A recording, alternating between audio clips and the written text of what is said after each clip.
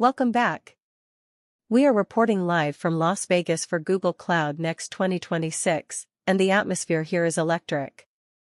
For the last 2 years, the tech world has been obsessed with generative AI, how well a bot can write an email or draw a picture. But today, Google officially declared that era over. We have entered the Agentic Era. This isn't just about AI that talks, it's about AI that acts. Thomas Kurian and Sundar Pichai took the stage to announce a massive structural change.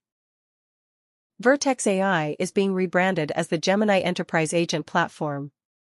This isn't just a name change. Google is moving away from being a toolbox for developers to becoming the connective tissue for the modern business. They shared that Gemini Enterprise saw a staggering 40% growth in paid users just in the last 3 months. The message is clear: if you aren't building agents, you're already behind. To power these agents, Google dropped the Gemini 3.1 family. The flagship, 3.1 Pro, is a beast.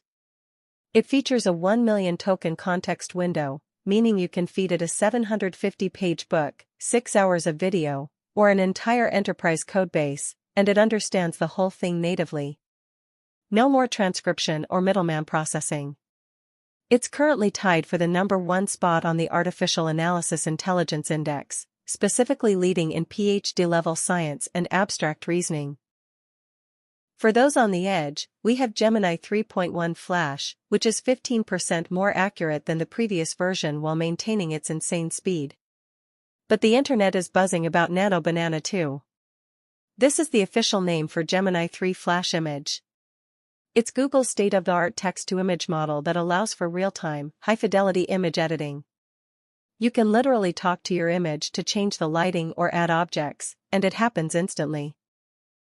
It's the engine that will power the next generation of creative agents. Now, let's talk about the workers.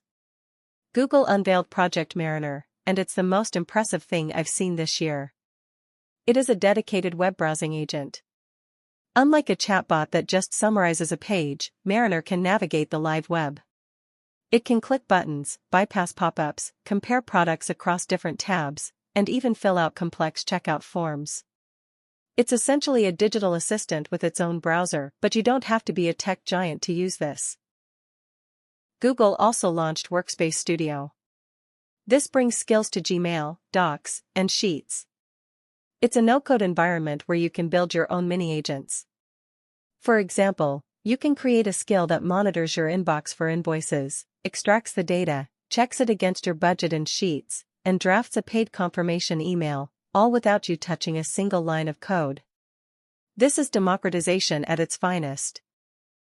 Under the hood, Google is making a massive play for hardware independence. They announced that Ironwood, their 7th-gen TPU, is now generally available.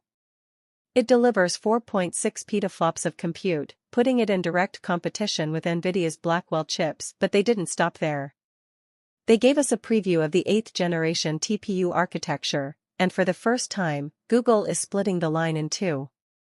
We have the TPU 8T, codenamed Sunfish, which is a massive training chip designed with Broadcom, and the TPU 8i, Zebrafish, a dedicated inference chip built with MediaTek.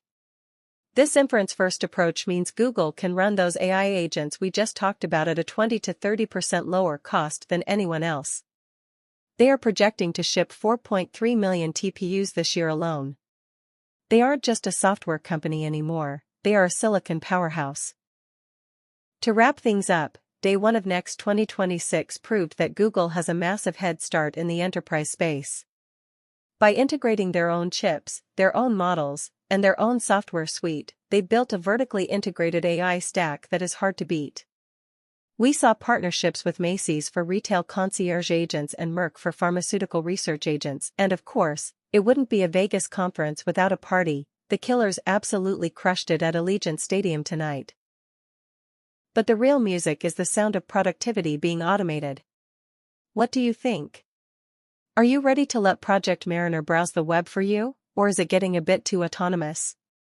Let me know in the comments, hit that like button, and I'll see you tomorrow for day 2.